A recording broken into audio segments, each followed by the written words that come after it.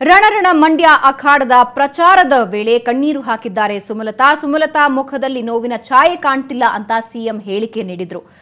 ನನ್ನ ನೋವು ನನಗೆ ಗೊತ್ತಿದೆ ಅಂತ ಮಾತಿನ ವೇಳೆಯಲ್ಲಿ ಕಣ್ಣೀರು ಹಾಕಿದ್ದಾರೆ ಸುಮಲತಾ. ನನ್ನ ನೋವು ನನಗೆ ಗೊತ್ತಿದೆ, ಆ ನೋವನ್ನ ಕಳೆದುಕೊಳ್ಳಲು ನಿಮ್ಮ ಮುಂದೆ ನಿಂತಿದ್ದೇನೆ ಅಂದಿದ್ದಾರೆ. ನನಗೆ ನೋವಾದಾಗ ನನ್ನ ಜೊತೆಗೆ ಇದ್ದವರು ಮಂಡ್ಯ ಜನ ಅಂತ ಸುಮಲತಾ ಭಾವುಕರಾದರು.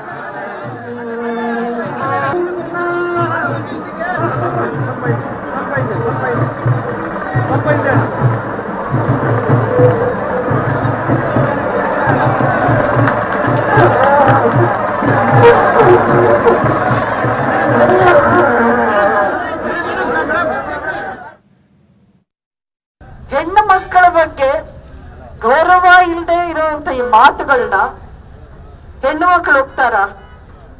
ನನಗೆ ಈ ಜಿಲ್ಲೆಯ ಹೆಣ್ಮಕ್ಳು ಇದಕ್ಕೆ ಉತ್ತರ ಕೊಡಬೇಕಾಗಿದೆ.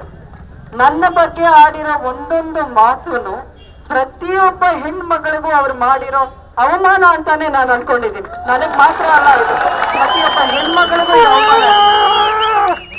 ಇದಕ್ಕೊಂದು ಉತ್ತರ ನೀವೆಲ್ಲ ಕೊಡ್ತೀರಾ ಅನ್ನೋ ಭರವಸೆನೂ ನನಗಿದೆ. ಇವತ್ತಿನ ದಿನ ನನ್ನ ಬಗ್ಗೆ ಏನೇ ಮಾತಾಡಿದ್ರು ನನಗೆ ಬೇಜಾರಿಲ್ಲ ಬಿಡಿ. ಅವ್ರು ಹೇಳ್ತಾರೆ, ನಿಮ್ಮ ಮುಖದಲ್ಲಿ ನಮ್ಗೆ ನೋವಿನ ಛಾಯೆನೆ ಕಾಣ್ತಾ ಇಲ್ಲ. ನನ್ನ ನೋವೇನಂತ ನನಗ್ ಗೊತ್ತು.